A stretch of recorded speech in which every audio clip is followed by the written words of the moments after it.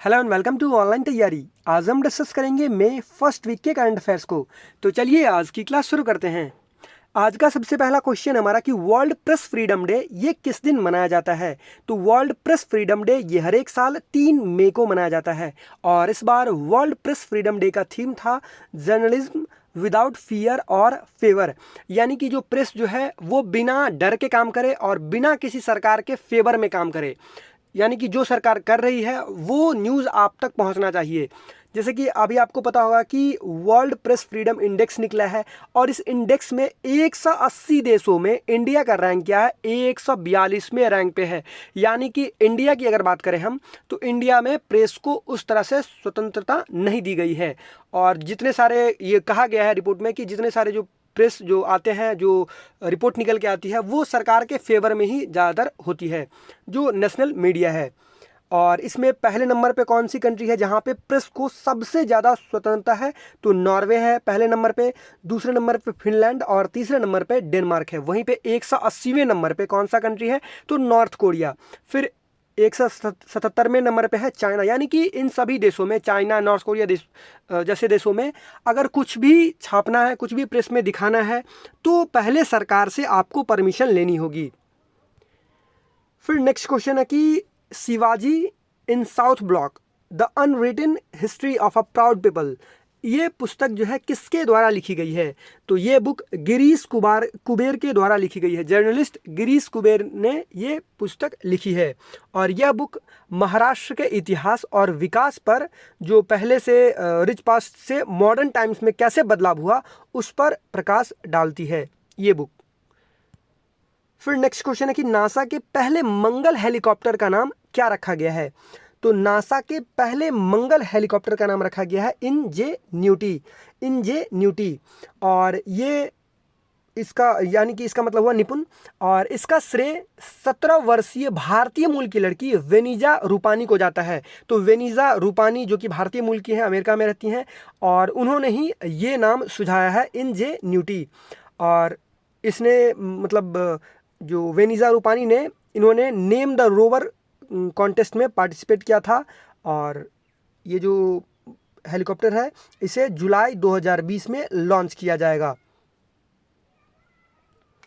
फिर next question है कि रोनाल्ड विवियन स्मिथ का निधन हो गया, वह किस क्षेत्र से संबंधित थे। तो रोनाल्ड विवियन स्मिथ एक राइटर थे और इन्होंने बहुत सारी किताबें लिखी है जिनमें ज़्यादातर दिल्ली पर आधारित है। और जो इसमें इम्पॉर्टेंट है बुक है उसको आप लिख लीजिए कहीं पे। ये पूछा सकता है कि जैसे कि Delhi unknown tales of a city, ये पुस्तक किसके द्वारा लिखी गई है, तो रोनाल्ड विवियन स्मिथ के द्वारा। फिर एक बुक लिखी गई है the Delhi that no one knows, true chronicler of Delhi. और एक बुक और है jasmine nights and the Taj. तो ये तीनों बुक इंपॉर्टेंट है, मे भी पूछे जा सकते हैं यहाँ से क्वेश्चन। फिर नेक्स्ट क्वेश्चन है कि वर्ल्ड ट्यूना डे ये किस दिन मनाया जाता है। तो वर्ल्ड ट्यूना डे ये हर एक साल 2 मई को मनाया जाता है। अब ट्यूना क्या है, ट्यूना एक मछली है। तो ट्यूना, यह दिवस ट्यूना मछली के महत्व के बारे में जागरूकता बढ़ाने के लिए मनाया जाता है हर एक साल 2 मई को। फिर नेक्स्ट क्वेश्चन है कि किस राज्य के कोविल पट्टी कदलई मिट्ठू मूंगफली कैंडी को जीआई टैग मिला है। यहाँ पे आप देख सकते हैं कोविल पट्टी कडलई कडलई मिठाई peanut candy got GI tag. तो ये किस राज्य का है, ये है तमिलनाडु का।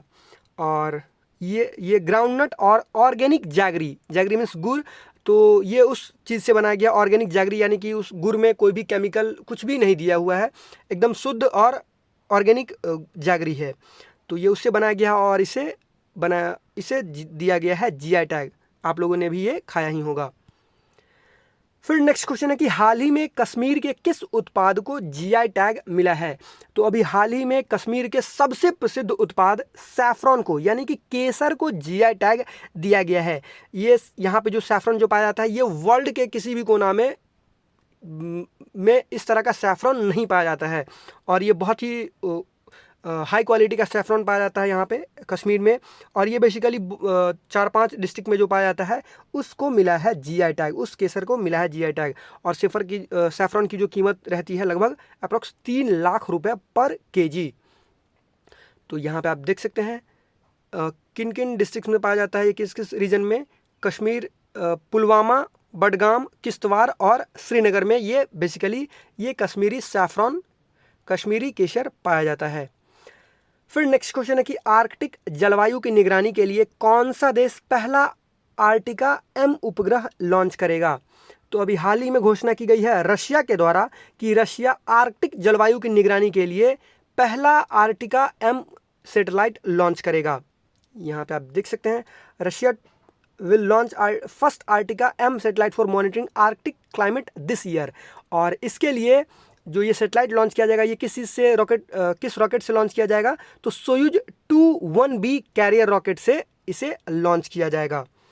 तो ये भी आप ध्यान में रखिएगा और ये वहाँ की जो मौसम संबंधी जानकारी जो है ये उपलब्ध कराएगा। फिर नेक्स्ट क्वेश्चन है कि मुस्तफ़ा अल कदीमी को किस देश का नया प्रधानमंत्री नियुक्त किया गया है? तो यहाँ पे 6 महीनों में 3 प्रधानमंत्री बदल दिए जा चुके हैं अभी तक, और ये फिर से बने हैं मुस्तफ़ा अल कदीमी। तो ये बने हैं इराक के प्राइम मिनिस्टर, इराक की कैपिटल बगदाद। और इससे पहले कौन बने थे? आदिल अब्दुल मेहदी, और उसके बाद मोहम्मद तौकीफ़ अलवी और अदनान अल जुर्फ़ी। इनसे पहले थे अदनान अल जुर्फ़ी, तो वो भी प्रूव नहीं कर पाए और इसीलिए फिर इन्हें मुस्तफ़ा अल कदीमी को नया प्रधानमंत्री नियुक्त किया गया है। और एक चीज़ ये भी ध्यान रखिएगा कि ये इराक के इंटेलिजेंस चीफ भी रह चुके हैं।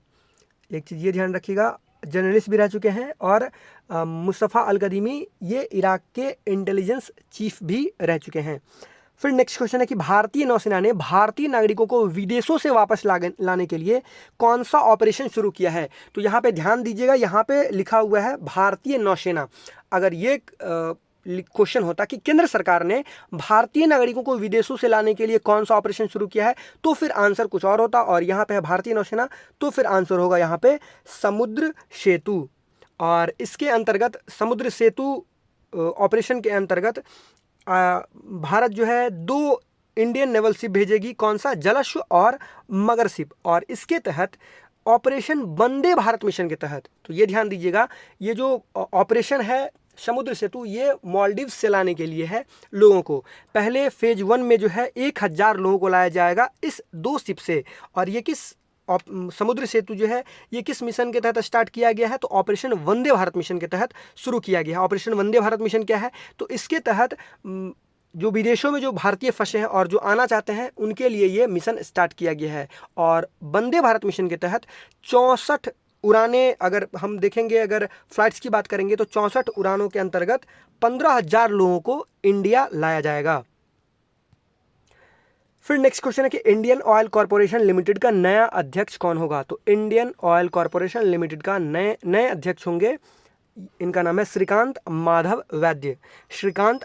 वैद्य, और ये जून में चेयरमैन नियुक्त किए जाएंगे। और अभी जो प्रेजेंट टाइम पे है वैसे इनके नामों की घोषणा की जा चुकी है, और अभी प्रेजेंट टाइम पे है संजीव सिंह। फिर नेक्स्ट क्वेश्चन है कि इंटरनेशनल लेबर डे यानी कि अंतर्राष्ट्रीय श्रमिक दिवस या फिर श्रम दिवस ये किस दिन मनाया जाता है? तो ये हर एक साल 1 मई को मनाया जाता है इंटरनेशनल लेबर डे। और ये इंटरनेशनल लेबर ऑर्गेनाइजेशन मनाती है, और मजदूरों के अधिकार के लिए ये दिवस, उनके पास क्या अधिकार है उससे जुड़ी जागरूकता बढ़ाने के लिए ये दिवस मनाया जाता है हर एक साल 1 मई को। फिर नेक्स्ट क्वेश्चन है कि किसने किम जोंग उन को द्वितीय विश्व युद्ध के पदक से सम्मानित किया है?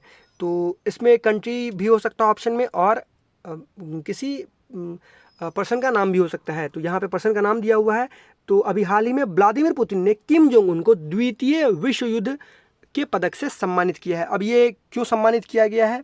तो रशिया ने उत्तर कोरिया के तानाशाह किम जोंग उन को सम्मानित किया है, और यह सम्मान उन्हें उत्तर कोरिया में मारे गए सोवियत सैनिकों की स्मृति को संरक्षित करने के लिए दिया गया है।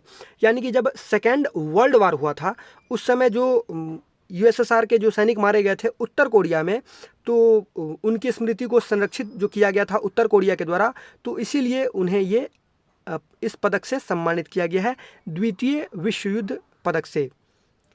तो ये ध्यान रखिएगा। और 75 साल पूरे जो नाजी पर जो है विजय पाई थी यूएसएसआर ने, तो उसके भी 75 साल पूरे हो गए हैं। और साथ ही साथ जो 8 और 9 मई को द्वितीय विश्व युद्ध के दौरान जान गंवाने वालों की स्मृति और सम्मान के लिए दिवस मनाया जाता है 8 और 9 मई को। ये भी आप एक्स्ट्रा इन्फॉर्मेशन ध्यान में रखिएगा। फिर नेक्स्ट क्वेश्चन है कि हाल ही में किसने अल्ट्रा वायलेट यानी कि यूवी कीटाणु शोधन टावर विकसित किया है? तो अभी हाल ही में डीआरडीओ ने अल्ट्रा वायलेट कीटाणु शोधन यानी कि डिसइंफेक्शन टावर डेवलप किया है। तो डीआरडीओ जिसके चेयरमैन कौन है? जी सतीश रेड्डी जी। और यह टावर बिना किसी केमिकल के इस्तेमाल के बहुत जल्द संक्रमण मुक्त कर सकता है किसी भी जगह को। तो ये बेसिकली इसलिए बनाया गया है कि ताकि ऑफिस को खोला जा सके, होटल्स को खोला जा सके, एयरपोर्ट्स को खोला जा सके, और जो शॉपिंग मॉल है ये अगर धीरे धीरे खुलती है तो इस टावर के जरिए कोई भी यानी कि कोई भी केमिकल नहीं छोड़ेगी और यूवी रे से डिसइंफेक्ट कर देगी। फिर नेक्स्ट क्वेश्चन है कि विशाखापट्टनम गैस रिसाव त्रासदी में कौन सी गैस लीक हुई? तो अभी हाल ही में विशाखापट्टनम गैस रिसाव में किस गैस का रिसाव हुआ? स्टायरीन गैस का रिसाव हुआ, ये ध्यान रखिएगा। और ये कहाँ किस प्लांट में इस गैस का रिसाव हुआ? एलजी पॉलीमर प्लांट, और ये साउथ कोरिया की कंपनी है एलजी पॉलीमर। और इसमें लगभग अभी तक आई थिंक 12 लोग मारे जा चुके हैं इस गैस के रिसाव से, और 3000 से ज़्यादा लोग इस गैस से प्रभावित हुए हैं, बीमार हो गए हैं। और इस गैस का उपयोग जो है polystyrene, plastic, fibre glass, rubber, बहुत सारी चीज़ों के लिए इस गैस का उपयोग किया जाता है, तो ये ध्यान रखिएगा। और जो भोपाल गैस त्रासदी जो हुआ था उसमें किस गैस का रिसाव हुआ था? Methyl isocyanate. तो ये भी क्वेश्चन स्टैटिक जीके से पूछा जाता है। फिर नेक्स्ट क्वेश्चन है कि किस देश ने सफलतापूर्वक एक नया रॉकेट लॉन्ग मार्च 5B लॉन्च किया है? तो जो करंट अफेयर्स अपडेटेड रहते हैं तो उनको पता होगा, लॉन्ग मार्च से ही समझ गए होंगे कि लॉन्ग मार्च जो रॉकेट है वो किस कंट्री का है? वो चाइना का है। तो इस क्वेश्चन का आंसर भी क्या होगा? चाइना। जैसे कि हमारा रॉकेट कौन सा है? GSLV और PSLV। उसी तरह से चाइना का जो रॉकेट है वो कौन सा है? लॉन्ग मार्च। और वहीं पे टेस्ला जो बनाती है रॉकेट उसका क्या नाम है? Sorry, SpaceX. एलॉन मस्क की कंपनी है टेस्ला और स्पेसएक्स। तो स्पेसएक्स जो रॉकेट जो बनाती है वो बनाती है फाल्कन 9। तो ये ध्यान रखिएगा। अच्छा, इसके बारे में मैं और डिटेल बता देता हूँ। चाइना ने मून पर लैंडिंग की योजना के तहत अपने नए रॉकेट लॉन्ग मार्च 5B को सफलतापूर्वक स्पेस में भेजा है। फिर नेक्स्ट क्वेश्चन है कि नैनो आधारित जल शोधन पर उनके काम के लिए किसे विज्ञान और प्रौद्योगिकी श्रेणी में निक्केई एशिया पुरस्कार 2020 से सम्मानित किया गया है? तो अभी हाल ही में टी प्रदीप को, जो कि IIT मद्रास के प्रोफेसर हैं, उन्हें 2020 में के नैनो आधारित जल शोधन पर काम करने के लिए ये अवार्ड दिया गया है, और उन्हें 2020 के पद्मश्री अवार्ड से भी सम्मानित किया गया था। उन्होंने एक ऐसा जो nano technology based water purification पर खोज की थी, वर्क किया था, कि जिसके तहत 1 लीटर जो है वो पानी जो प्यूरिफाई हो जाएगी बस 2 पैसे के खर्च में। फिर नेक्स्ट क्वेश्चन है कि मेरकॉम इंडिया रिसर्च द्वारा जारी रिपोर्ट के अनुसार 2019 में विश्व में सौर बाजार के मामले में भारत की रैंक क्या है?